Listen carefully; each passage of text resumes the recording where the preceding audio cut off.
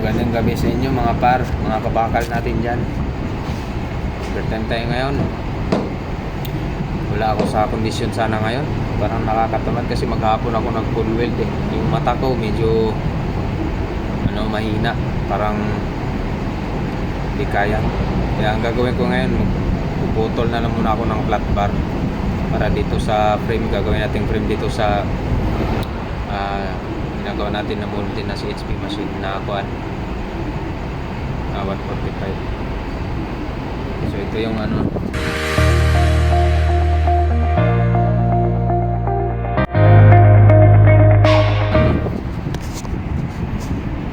ito yung gagawin natin. Yan, susukatan natin to ng flat bar para magiging frame.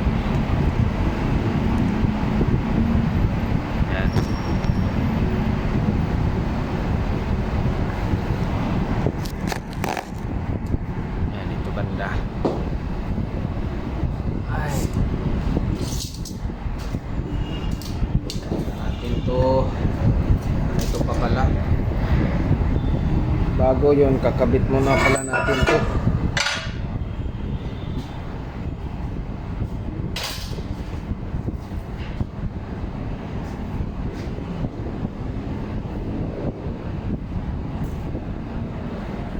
Yan, saka na lang yan.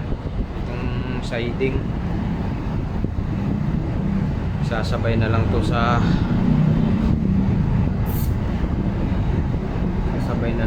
kwan.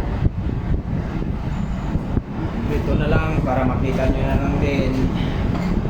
Makita ko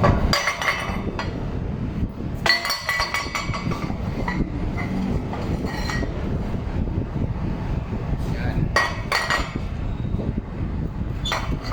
Kakabit ko na lang to para wala, isahan na lang.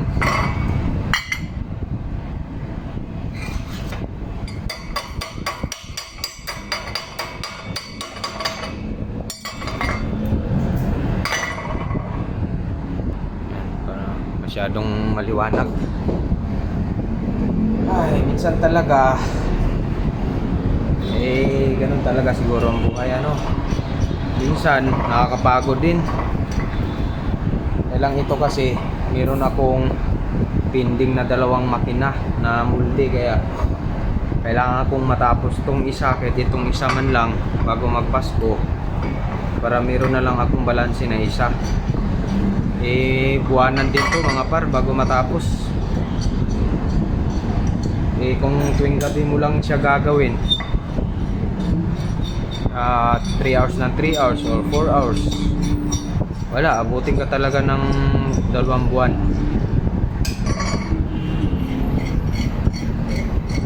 Kaya matagal kasi napakahaba ng proseso. I mean, maraming buting-ting, mabuting-ting, mabusisi. Yan, ganyan.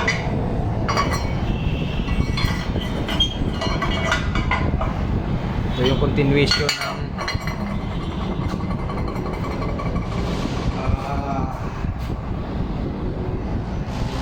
ng CHP 18 part 18. Minsan talaga nakakatama din mag-vlog. Hindi nakakatamad pero yung pagod ka na tapos siyempre kailangan mag-vlog kasi lalo na sa atin na mga hindi pa monetize, kailangan nating magpakitang gilas kay YouTube.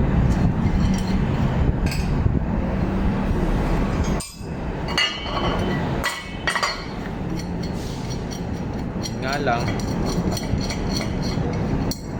tulad ngayon nag-aalangan ako kung gagawa pa ako, alas 7 na eh. Kaya ang gagawin ko na lang, ito na lang, kakabit ko to. Tapos para may pang content, pang post ako, puputol tayo ng flat bar flat bar para sa frame. Gawin natin frame.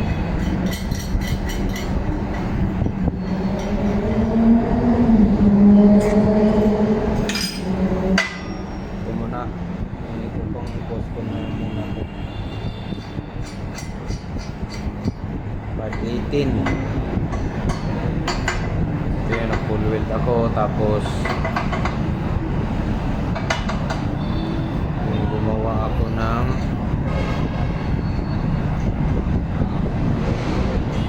baso-baso.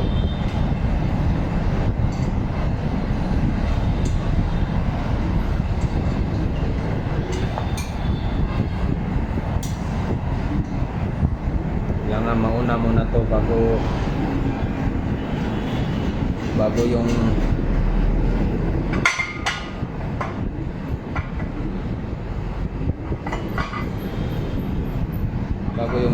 bago yung quad, yung frame, para may basihan tayo. Meron pa yan dito, yung pantakip niya, ang dami pa.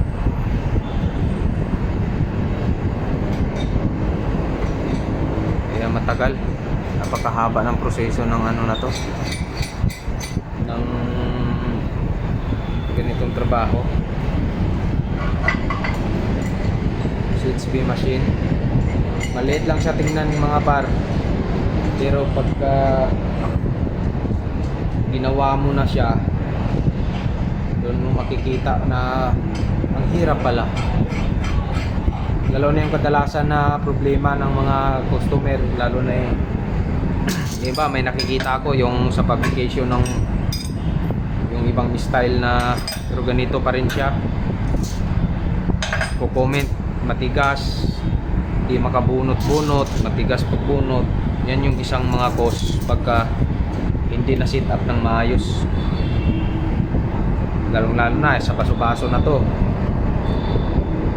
Tapos yung pangilalim niyan, nalaktawan natin, hindi ko na na-vlog yun kasi ano na eh, yung bang gawa na siya. Itong channel ko na to, ano na to, 2 years na to mga par, pero nag-vlog ako dati, hindi ako marunong na kung paanong, meron akong post na tig 10 minutes, tig 15 minutes, medyo maraming tapon kasi hindi ko kinakat, hindi ako marunong mag-edit, basta pinupost ko na lang. So wala masyadong nanonood kasi nga di naman nila maintindihan. Kaya ito ngayon, naisipan ko, sayang yung channel ko, sabi ko. Kaya kukontinue ko na lang. Di baling masyado ng huli kasi wala, ang dami ng vlogger ngayon.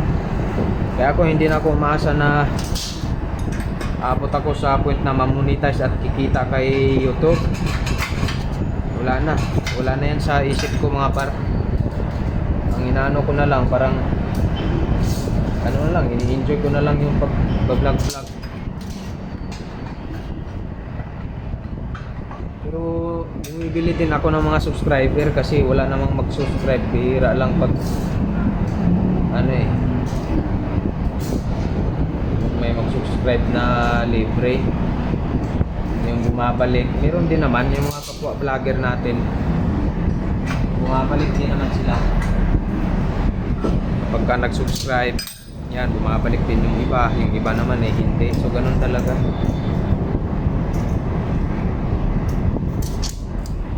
Kaya tuloy-tuloy lang ito mga par. Kailangan balanse, even yung sukat niya dito at dito. So ganun pa rin, 1 mm tolerance pa rin tayo. Saka na lang yan, dito na lang muna ibabaw para sa flapper. Ito lang ibabaw kasi kukurtihan na natin yung flapper bago tayo magkukot para hindi sa kapal magpulbul silalim.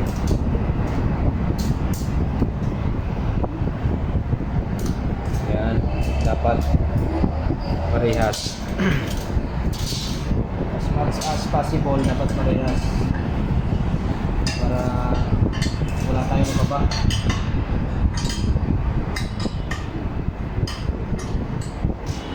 Tornilyo yung ano dito, itong siding kasi nga Ito kasi pinapalitan to ng lahat, itong baso-baso.